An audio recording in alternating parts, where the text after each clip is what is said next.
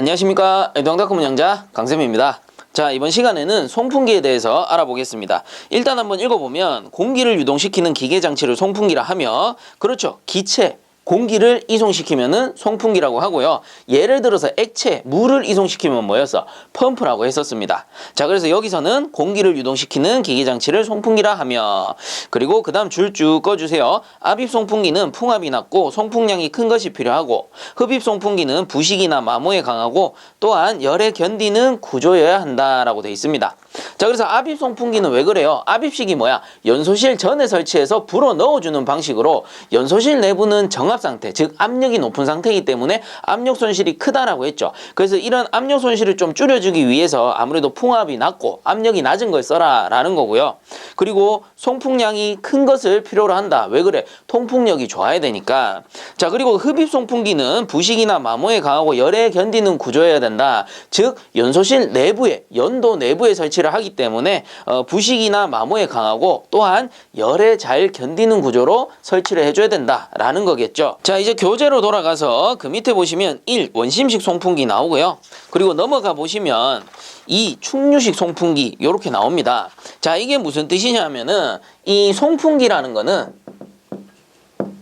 대분류로 나누게 되면은 원심식과 그리고 충류식이 있어요. 충류식. 자, 여기서 원심식은 또 세 분류로 들어가게 되면은 다익형, 그리고 터보형, 플레이트형 으로 세 분류 하게 되고요. 그리고 충류식을 또 세 분류로 나누게 되면은 요게 프로펠러형,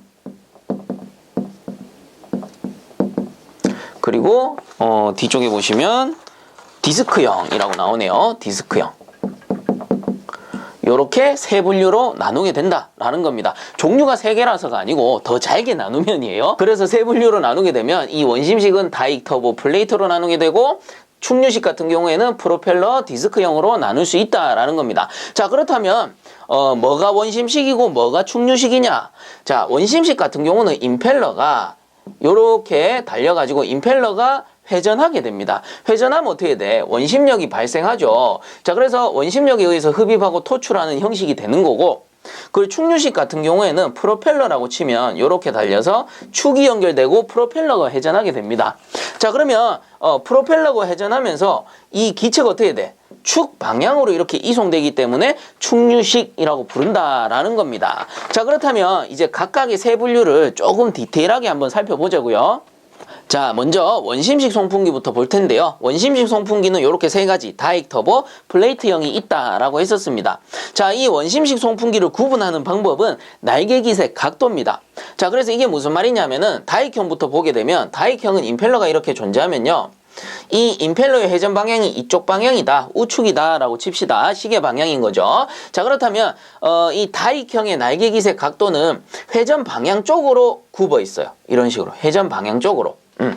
그래서 회전 방향과 똑같이 이렇게 굽어 있는 방향을 앞쪽으로 굽었다라고 해서 우리는 전곡형이다 라고 불러요. 그래서 회전 날개깃이 전곡형인 거를 우리는 다익형이라고 부르는데, 요 임펠러가 다익형이냐? 그건 아니에요. 요렇게만 그리게 되면 이 녀석은 익형이 됩니다. 익형.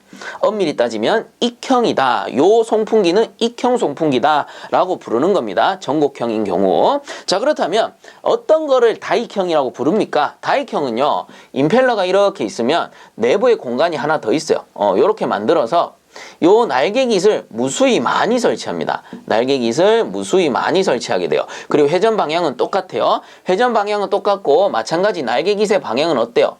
그 회전 방향과 똑같은 앞방향, 전곡형이 되는 겁니다. 근데 차이점은 뭐예요? 차이점은 날개깃이 익형보다 무수히 많이 설치가 돼요. 그래서 날개깃이 많다, 많을 다자 써서 요 녀석을 다익형이라고 부릅니다. 그리고 형식은 뭐야? 전곡형으로 똑같아요. 그래서 전곡형인 경우 우리는 익형이라 부르고, 날개깃이 많기 때문에 이 녀석은 다익형이라고 부른다라는 소리예요. 자, 그래서 이 날개깃이 많은 다익형 송풍기 가장 대표적인 게 시로코 펜이다라는 겁니다. 그래서 시로코사에서 만든 펜인데 정말 현장에서도 진짜 많이 써요. 그래서 문제에서도 아주 많이 나오는 편입니다. 자, 그래서 다익형이라고 하면은 시로코펜 떠올려 주시면 됩니다. 자, 근데 실제로는 터보형 시로코펜이라고 해서 요즘에는 제작되어 나오는 경우도 있습니다. 자, 그런데 이 문제를 풀다 보면은 다익형을 시로코펜으로 표시하는 경우가 많아요. 그래서 우리는 문제를 맞춰야 되기 때문에 다익형 대표적인 펜이 시로코펜이다, 요렇게만 기억을 해주시면 되는 겁니다. 자, 그래서 이제 이해 가시죠? 다익형은 요렇게 날개깃이 많은 녀석을 다익형이라고 부른다. 그리고 형식은 뭐다? 전곡형이다 라는 거겠죠. 자, 그럼 터보형은 어떻게 생겼느냐? 터보형 같은 경우에는 임펠러가 이렇게 있으면 회전 방향 똑같습니다. 회전 방향 시계 방향이라고 가정을 한다면 이 녀석은 회전 방향과 반대로 날개깃이 이렇게 굽어 있어요. 반대 방향으로 굽어 있어. 자, 그래서 회전 방향 쪽으로 뒤쪽으로 굽었다. 뒤쪽으로 굽었다라고 해서 후곡형이라고 부릅니다. 반대 방향, 전진이 아니고 후진이 되는 거겠죠. 자, 그래서 이런 거는 우리는 후곡형 날개깃이라고 부르고요. 이런 후곡형 날개깃을 채택한 송풍기를 터보형 송풍기라고 부른다라는 뜻입니다. 이렇게만 기억을 해주시면 돼요. 자, 그 다음 플레이트형 같은 경우에는, 플레이트형은 임펠러가 이렇게 있으면 우리 방사형이라고 해요. 방사형, 쭉쭉쭉 뻗었다라는 겁니다. 그래서 날개깃이 각도가 그냥 쭉쭉쭉 뻗어 있는 아이를 우리는 플레이트형이라고 부른다라는 겁니다. 자, 그래서 회전 방향 뭐 일로 돌든 저쪽으로 돌든 얘는 쭉쭉쭉 뻗어서 설치된 형식이다 라고 보시면 됩니다. 뭐가? 날개깃이. 자, 이제 교재로 돌아와서 각각의 특징을 한번 살펴보게 되면, 첫 번째 다익형 송풍기 갈로에 보시면 전향날개, 시로코형 이렇게 표시를 해뒀는데 왜 그래요? 다익형 같은 경우에는 날개깃이 회전 방향 앞쪽으로 굽은 전곡형이기 때문에 이걸 다른 말로 전향날개형 이렇게 부르는 거고, 그리고 가장 대표적인 펜이 시로코 펜이기 때문에 시로코형 이렇게 표시할 수도 있다라는 겁니다. 자, 그리고 밑에 특징 보시면 첫 번째 소형 경량이며 값이 싸다. 자, 그래서 다익형은 소형이다 이렇게 알아두시면 돼요. 자, 그래서 소형이기 때문에 값이 싸다라는 거고, 자, 그다음 두 번째 보시면 효율이 낮으나 설치 면적이 적다. 그렇죠. 소형이기 때문에 효율이 낮을 수밖에 없고, 그리고 소형이기 때문에 설치 면적도 작아질 수 있다라는 겁니다. 자, 그다음 세 번째 보시면 저압 저회전에 적합하다. 왜 그래? 소형이니까. 자, 그래서 다익형 같은 경우는 소형 이렇게 기억을 해주시면 특징이 자연스럽게 나오겠죠. 자, 이제 그 밑에 보시면 터보형 갈로에 보면 후향날개라고 되어 있습니다. 자, 이거는 이제 이해가 가시죠? 터보형 같은 경우에는 임펠러의 회전 방향에 날개깃이 반대로 굽었잖아. 그래서 회전 방향 반대로 후진한다. 그래서 날개깃이 거꾸로 굽었다. 후곡형. 요걸 다른 말로 후향날개라고 하는구나. 이렇게 기억을 하시면 되는 거고요. 자, 그리고 터보형 송풍기 같은 경우는 이 녀석은 주로 보면 대형에 설치를 합니다. 자, 그래서 다익형 같은 경우는 주로 소형으로 설치를 하고 터보형은 주로 대형으로 설치한다. 이렇게 딱 알아두시면 특징이 확 차이가 나겠죠. 자, 그래서 터보형 송풍기 특징 보면 첫 번째 효율이 높고 설치 면적도 크게 차지한다. 왜 그래? 대형이니까. 그 다음 두 번째 대형이며 가격이 비싸다. 이건 뭐 당연하죠. 대형이니까 비싸지겠지. 자, 그 다음 세 번째 고속 회전으로 소음이 크다. 이것도 대형으로 설치하다 보니까 소음이 커지는 거고요. 그 다음 네 번째 풍압이 높다. 대형이니까 당연히 압력 역시 높다라는 겁니다. 자, 이렇게 특징까지 정리를 해주세요. 그 다음 넘어가 보면, 자, 그 다음 플레이트형 송풍기 갈로에 보시면 방사형이라고 돼 있죠. 자, 그래서 플레이트형 송풍기 같은 경우는 날개깃이 쭉쭉쭉쭉 뻗어 있다라고 했죠. 이렇게 뻗어 있는 날개 형태를 방사형, 쭉쭉쭉 뻗어 있다라는 겁니다. 자, 그래서 특징 보면은 효율이 높다라고 돼 있는데 요 플레이트형 같은 경우는 다익형보다는 효율이 높은 편이고요. 그리고 풍압이 낮다, 풍량이 많지 않다라고 돼 있는데 풍압과 풍량은 터보형보다는 작다라는 소리예요. 자, 요렇게 이해를 해주시면 되겠습니다. 자, 그 다음 밑에 보시면 이 충류식 송풍기에서 나오죠. 종류로는 프로펠러형과 디스크형이 나오고요. 자, 일단 프로펠러형부터 살펴보게 되면 프로펠러형은 앞쪽에 말 그대로 프로펠러가 이렇게 연결되어 있습니다. 자, 그리고 뒤쪽에 축으로 연결되어 있고 물론 이쪽에 모터가 연결이 될 겁니다. 그래서 모터에서 이렇게 축을 회전시켜 주게 되면 프로펠러가 똑같이 돌아가죠. 자, 그래서 프로펠러가 돌아가는데 기류는 어때요? 기류는 축과 같은 방향으로 송풍이 된다라는 겁니다. 자, 그래서 축과 같은 방향으로 송풍이 되기 때문에 충류식 송풍기라고 하는 거고, 전면에 프로펠러가 있기 때문에 또 프로펠러형이라고 부르는 겁니다. 자, 그래서 우리가 일상적으로 가장 많이 볼 수 있는 요 프로펠러형 송풍기가 환풍기라든가 우리 벽에 이렇게 설치되어 있는 환풍기 있죠. 뭐 화장실 요런 데 가면 공용 화장실 이런 데 가면 많이 쓰고 있는데, 자, 그리고 선풍기도 마찬가지로 이 프로펠러형 송풍기에 속한다라는 겁니다. 자, 그래서 그 모양 딱 떠올려 보면 요거랑 비슷하게 생겼죠. 자, 그리고 이제 두 번째 디스크형이라고 나오는데, 자, 여기서 말하는 디스크란 게 뭐냐면은 둥글넓적한 원판이에요. 자, 그래서 둥글넓적한 원판은 이렇게 해가지고 요런 원판이 있다라고 하면은 이 원판 내부에 날개 깃을 이렇게 여러 개 설치를 하는 겁니다. 이런 식으로 설치를 해가지고 내부에 물론 축이 있는데 축이 실제 우리가 앞에서 봤을 땐 잘 안 보여요. 그래서 축이 있고 요 날개깃이 돌아가면서 이 축 방향과 마찬가지로 송풍을 해주게 되는 겁니다. 자, 그래서 이 디스크형 송풍기 가장 많이 볼 수 있는 게 우리 컴퓨터 있죠. 컴퓨터 본체 내부에 보면 메인보드라든가 기타 장치들을 식혀주는 팬이 있어요.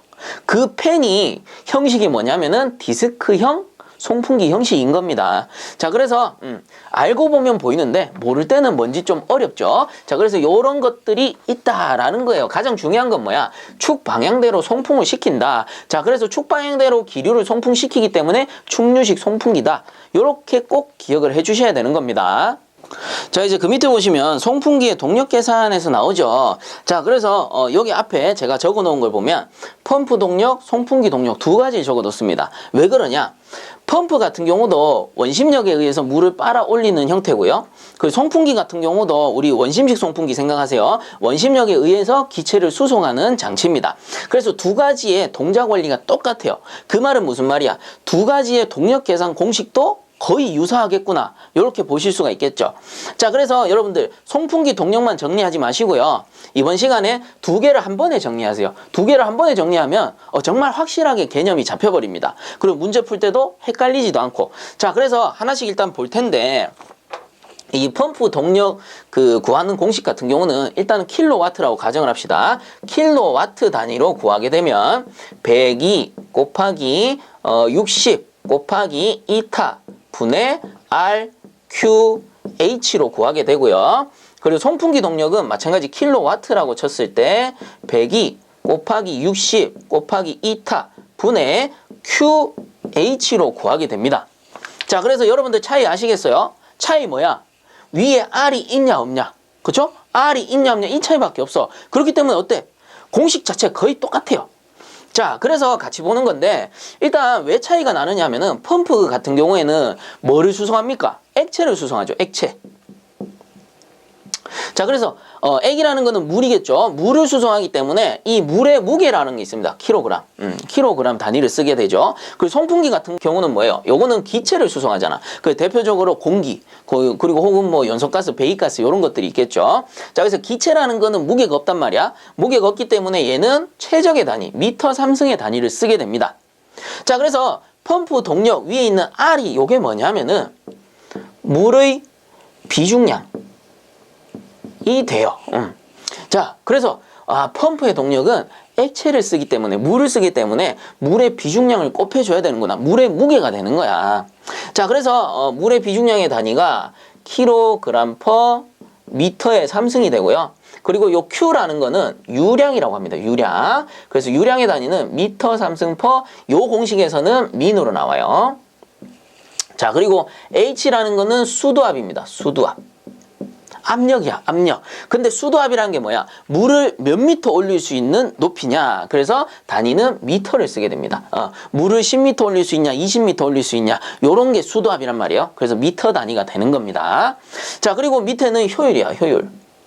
모든 장치는 손실이라는 게 발생하죠. 그래서 뭐 배관을 지나가면서, 물이 배관을 지나가면서 마찰 손실이 발생한다던가, 임펠러가 돌아가면서 공기가 끌려 올라온다던가, 그런 손실들에 의해서 효율이 감소될 수가 있는 겁니다. 그래서 이 효율까지 적용을 시켜주는 거고요. 자, 그리고 여러분들 단위 환산 꼭 한 번씩 해보셔야 됩니다. 왜 그러냐? 문제에서 단위를 바꿔서 출제할 수도 있거든. 자, 그렇기 때문에 단위 환산을 해야 이 공식을 확실히 내 것으로 만들 수가 있는 거예요. 자, 그래서 한번 보세요. 물의 비중량 킬로그램 퍼 미터의 3승이고요. 곱하기 유량 미터 삼승 퍼 민이 됩니다. 자, 그리고 곱하기 수도압이라는 거는 미터 단위를 쓴다라고 했죠. 자, 그래서 나누기 뭐 나오는데 일단 위에 거부터 요거는 미터 삼승 사라지죠. 그 남는 게 뭐야? 킬로그램 미터 퍼 민이 된단 말이야. 그래서 남는 게 킬로그램 미터 퍼 민이라는 단위가 남는 거예요. 자, 요 녀석이 남는 거야. 계산을 해보니까. 자, 그럼 밑에 건 어떻게 되는 거야? 자, 배기가 왜 들어갔을까? 자, 여기서 이제 중요한 게 나옵니다. 1kW라는 녀석은 배기 킬로그램 미터 퍼 세크와 같다라는 거야. 자, 그래서 배기를 넣었다라는 거는 단위를 쓰게 되면 어떻게 되는 거야? 배기는 일단 생략할게요. 배기 킬로그램 미터 퍼 세크의 단위를 쓰는 거죠. 요 녀석의 단위가. 자, 거기에다가 곱하기 60을 왜 하느냐? 60이라는 거는 세크 퍼 민이라는 단위가 숨겨져 있습니다. 자, 그래서 이게 뭐예요? 초 단위를 민 단위, 분 단위로 바꿔줘라 라는 겁니다. 1분은 60초니까. 자, 그리고 곱하기 효율이라는 거는 단위가 없어요. 그래서 요거는 무시를 하시면 됩니다. 자, 그래서 이렇게 환산을 해보니까 어떻게 돼? 킬로그램 미터 퍼 민이라는 단위가 나오는 거죠. 그래서 위에 거랑 밑에 거랑 어때? 단위가 통일이 되는 거야. 그럼 얘들은 사라지면서 뭘로 바뀌어? 킬로그램 미터 퍼 세크는 킬로와트와 같으니까 동력의 단위가 킬로와트가 되는구나. 이렇게 나온다. 라는 겁니다. 자, 그래서 여러분들 문제에서는 민으로 나올 수도 있고 세크로 나올 수도 있고 아워로 나올 수도 있어요. 그래서 만약에 문제에서 유량의 단위를 미터 삼승포 민으로 줬다. 그러면 밑에다가 60을 나눠주셔야 되는 거고, 만약에 아워로 줬다. 밑에다가 3600을 나눠주셔야 되는 거고, 그리고 만약에 초로 줬어. 세크로 줬어. 그럼 그냥 그대로 60 이거 없이 102 곱하기 2타 분의 얼마 이렇게 구해주셔야 된다라는 소리가 되는 겁니다. 자, 그리고 방금도 말씀드렸지만 1kW가 102kg 미터 퍼 세크라는 소리는 킬로와트로만 구하라는 법은 없죠. 자, 그래서 예를 들어 PS로 구해라 라고 하면 여기에 뭐가 들어가야 돼? 75가 들어가야 되는 거고, 그리고 HP로 구해주세요 라고 하면은 여기 102 대신에 76이 들어가 줘야 된다 라는 겁니다. 자, 그래서 여러분들 단위 환산 중요하죠. 단위 환산 해봐야 이 공식이 어떻게 나왔고 내부에서 조건을 바꾸더라도 내가 다시 그 조건을 바꿔서 풀 수가 있다 라는 소리가 되는 겁니다. 자, 요게 이제 펌프 동력 구하는 공식이었고요. 자, 그리고 송풍기 동력 구하는 공식. 자, 요거 이제 위에 거 정리했으니까 간단하게 정리를 한번 해보면, 일단 송풍기 동력 공식의 풍량 같은 경우 Q가 풍량이죠. 여기서는 유량이고 여기서는 풍량입니다. 풍량. 왜 그래? 기체니까 풍량, 공기. 자, 그래서 단위는 미터 삼승 퍼 민이 나와요. 단위는 똑같죠. 자, 그리고 H 요게 전압입니다. 전압. 전체 압력이라고 보시면 돼요. 압력. 송풍 압력이라고 보면 돼. 자, 그래서 전압의 단위는 미리 H2O라고 나오죠. 야, 이거 골치 아픈데? 자, 일단 단위 환산 한번 해봅시다. 단위 환산 해보게 되면 102 요게 킬로그램 미터 퍼 세크와 같고요. 곱하기 60을 하게 되면 세크 퍼 민이니까 세크는 사라집니다. 그 효율은 무시하면 되죠. 그래서 단위가 뭐가 돼? 킬로그램 미터 퍼 민이 되는 건데, 그럼 요거랑 똑같지 일단 밑에 거는. 근데 위에 거는 어때요? 풍량의 단위가 미터 삼승 퍼 민이 되고요. 곱하기 이제 머리 아픕니다. 미리 H2O가 나와, 전압이. 야, 이거 머리 아파요. 자, 근데 이 미리 H2O는요. 킬로그램 퍼 미터의 제곱과 같습니다. 킬로그램 퍼 미터의 제곱. 어려우면 외워버리시면 되는데 제가 조금 있다가 왜 이렇게 나오는지 일단 알려드릴게요. 자, 그래서 킬로그램 퍼 미터 자승으로 나오게 되면 어떻게 돼? 사라지면서 미터가 하나 남죠. 그럼 어떻게 돼? 킬로그램 미터 퍼 민 해가지고 밑에 거랑 통일돼서 약분되고 킬로와트가 나오는 겁니다. 예를 들어 PS로 구하시오. 75로 바꾸면 되고, HP로 구하시오. 76으로 바꾸면 되는 겁니다. 자, 이렇게 정리해 주시면 돼요. 자, 근데 방금도 말씀드렸듯이 미리 H2O가 왜 킬로그램 퍼 미터 자승이 됩니까? 요거는 이제 조금 더 나가야 되는 내용이니까 위에 거 지워서 설명을 다시 한번 드릴게요. 자, 단위 환산의 가장 기본이 되는 게 뭐냐면은 대기압입니다. 자, 1atm이라는 녀석은 우리가 킬로그램 퍼 제곱센치로 바꾸면 1kg per 제곱센치와 같고요. 뒤쪽에 소수점은 치워버립시다. 빼버려요. 머리 아프니까. 자, 그리고 우리가 수도압으로 바꾸면 10m H2O와 같죠.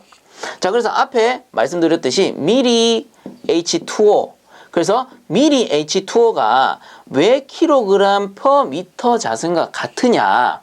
자, 요거 수도압입니다. 미리로 돼 있지만 H2O라는 건 뭐예요? 수도압이야. 자, 그래서 요 관계를 일단 기억을 하세요. 1kg per 제곱센치라는 것은 10m H2O와 같다라는 건데, 자, 그렇다면 환산을 한번 해봅시다. 1kg per 미터의 자승이란 거는 요렇게 쓸 수가 있어요. 1 나누기 만 kg per 제곱센치라고 쓸 수가 있습니다. 왜 그러냐? 1m의 자승은요, 만 센티미터의 자승, 즉 1m 제곱은 만 제곱센치와 같다라는 거예요. 왜 그러냐? 원래 1m는 100cm와 같죠. 요거를 제곱했으니 100 곱하기 100이야. 그래서 만 제곱센치와 같다라는 겁니다. 자, 그 말은 우리 1kg per 제곱미터니까 요걸 센치로 바꾸고 싶어. 그럼 만을 나눠줘야 된다라는 소리예요. 그래서 1 나누기 만 하니까 kg per 제곱센치로 바뀌더라라는 거야. 자, 그럼 요걸 다시 한번 써보게 되면 1, 하나, 둘, 셋, 4개니까 0.000 해서, 자, 여기 쓰면 0.0001 kg per 제곱센치와 같다라는 소리하고 같은 거죠. 자, 그래서 요거를 다시 뭘로 바꿔야 돼? 미리 H2O로 바꾸고 싶은데 일단 미터 H2O로 바꿔보자고요. 자, 1kg per 제곱센치는 10m H2O와 같으니 그러면 미터 H2O로 바꾸고 싶으면 여기다 어떻게 하면 돼?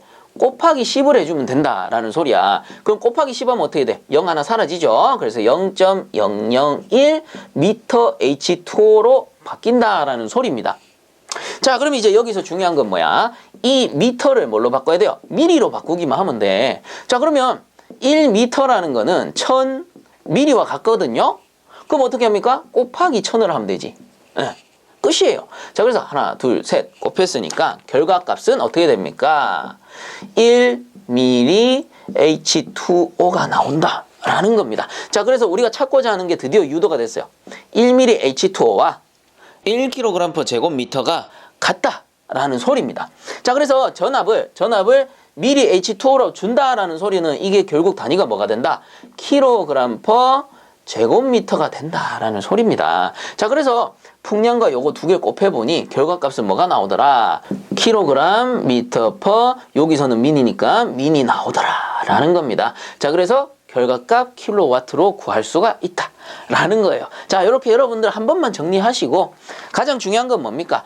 제가 앞에서 말씀드렸던 펌프 동력 공식과 이 송풍기 동력 공식입니다. 그래서 어려울 거 없죠? 펌프 동력 공식은 뭐예요? 킬로와트로 나타내게 되면 펌프 같은 경우는 RQH에다가 100이 60 효율을 나눠주면 되는 거고, 송풍기는 뭐야? R이 빠지는 거야. 뭔데? 물의 비중량. 그래서 QH에다가 100이 60 이타를 나눠주시면 된다라는 겁니다. 그리고 이게 미니 아니고 세크일 경우에는 60이 사라지는 거고, 아워일 경우에는 3600이 들어가주면 된다라는 거겠죠.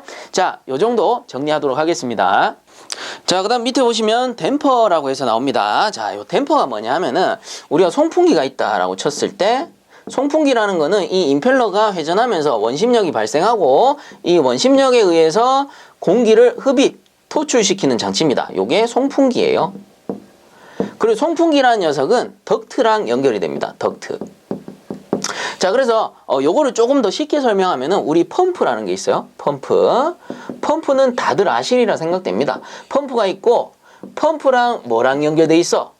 배관이 연결돼 있잖아. 자, 그래서 우리가 물을 이송시킬 때는 펌프가 원심력에 의해 회전하면서 물을 어디를 통해서? 배관을 통해서 쭉 연결을 해줍니다. 자, 그래서 우리가 이게 기체일 때, 공기일 때는 공기를 이송하는 장치가 송풍기가 되는 거고, 우리가 물을 이송할 때 배관이 있었듯이 송풍기를 설치할 때는 덕트가 설치되어야 됩니다. 자, 그래서 펌프가 송풍기가 되는 거고 배관이 덕트가 되는 거예요. 공기를 이송시킬 때는. 자, 그러면 우리가 배관이 설치되면 밸브라는 게 설치가 되겠죠. 밸브 왜 설치해? 잠궜다 열었다 하면서 유량을 조절한단 말이야. 이 덕트 내부에도 마찬가지입니다. 덕트 내부에 뭐를 설치하느냐 하면은 댐퍼를 설치해줘요. 댐퍼. 그러면 댐퍼는 뭘 하겠어요? 댐퍼는 이게 열렸다 닫혔다 열렸다 닫혔다 하면서 공기의 유량을 조절해 주겠죠. 자, 개념 확실하죠? 그래서 펌프가 송풍기 되는 거고 배관이 덕트가 되는 거고 덕트 내부의 댐퍼는 밸브의 역할을 할 수가 있다라는 겁니다. 내부에 있는 공기의 양을 조절하기도 하고요. 그리고 뭐 분기를 시켜주기도 하고. 자, 그래서 댐퍼 아주 중요합니다. 자, 이제 교재로 돌아가서 그 1. 댐퍼 설치 목적부터 보게 되면 첫 번째, 통풍력을 조절한다. 그렇죠. 열었다 닫았다 하면서 통풍력을 조절해 주는 거고요. 그 다음 두 번째, 배기가스 흐름을 차단한다. 자, 그래서 여기서 배기가스라는 게 뭐예요? 자, 보일러가 있다라고 했을 때 노통 보일러입니다. 그 버너 설치될 거고 그리고 뒤쪽에 굴뚝인데 여기서 여기까지를 우리는 연도라고 했고 이 뒤쪽에 있는 거를 연돌이라고 했었습니다. 그 요거는 연소실. 그 연소하고 난 가스는 배기가스가 되겠죠. 자, 그리고 참고적으로 이 연도라는 녀석은 배기가스를 빼주기 위한 그 길이라고 했죠. 그럼 이것도 뭐겠어? 기체가 나오는 길이기 때문에 요 자체가 덕트란 말이야, 덕트.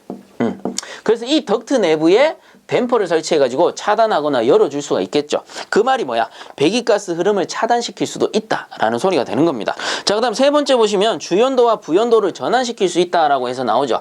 자, 이건 뭐냐면 덕트가 이렇게 가다가 이렇게 분기될 수가 있잖아. 그쵸? 이렇게 나눠져서 들어갈 수 있단 말이에요. 자, 이때 기체가 지나가다가 이렇게 나눠져 들어갈 수 있는데 여기 사이에다가 댐퍼를 설치할 수가 있어요.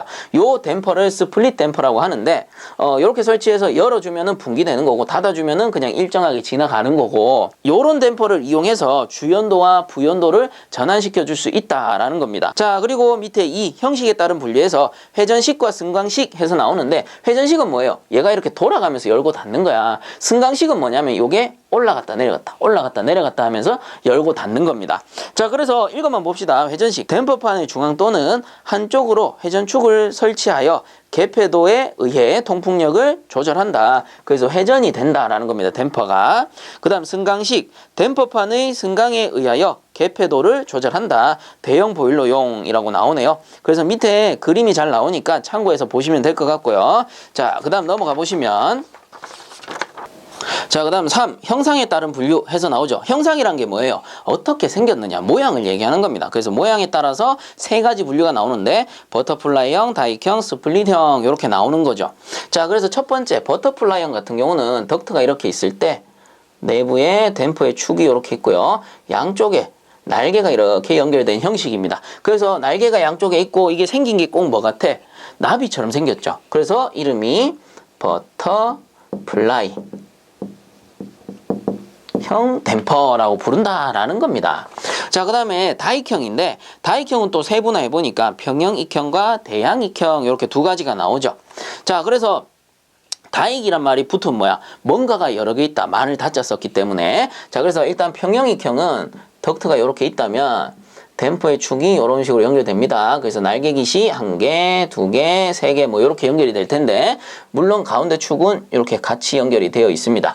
자, 그래서 요 여러 개의 날개가 한 번에 닫히고 한 번에 열리고 이런 식으로 이제 유량을 제어할 수가 있는 겁니다. 자, 이때 날개깃이 여러 개이기 때문에 다익형이라고 부르는 건데 무조건 3개만 있는 건 아닙니다. 더 많을 수 있어요. 뭐 5개, 10개 이렇게 넘어갈 수도 있는 겁니다. 어쨌든 이런 댐퍼의 날개깃이 많기 때문에 다익이라 부르는 거고 그리고 이 녀석은 어때? 날개깃이 같은 방향으로 굽어 있죠. 같은 각도로 이렇게 떨어진단 말이야. 그래서 같은 각도이기 때문에 평형 익형이라고 부르는 거고요. 그러면 대양 익형은 뭐겠어? 같은 방향이 평형이면 대양 익형은 서로 반대겠구나. 그래서 일단 익형이기 때문에 여러 개의 날개가 있고요. 이렇게 서로 반대 방향으로 이 날개깃이 연결되어 있으면은 요거는 대양 익형이구나. 이렇게 볼 수 있다라는 겁니다. 자, 그리고 마지막에 스플릿형 댐퍼라고 해서 나오죠. 앞에서도 잠깐 언급했지만 덕트가 이렇게 분기되는 곳이 있다면 이 분기되는 곳에 제어해주는 요 댐퍼를 스플릿형 댐퍼라고 부른다. 라는 겁니다. 자, 그래서 그림 요거 참고하셔도 되고 교재 그림 참고하셔도 됩니다. 자, 이렇게 각각의 역할 그리고 형상 기억을 좀 해주시면 좋을 것 같습니다. 자, 이렇게 해서 이번 시간도 마치도록 하고요. 본 영상이 도움되셨다면 구독과 좋아요 한 번씩 부탁드리겠습니다. 자, 수고들 많이 하셨습니다.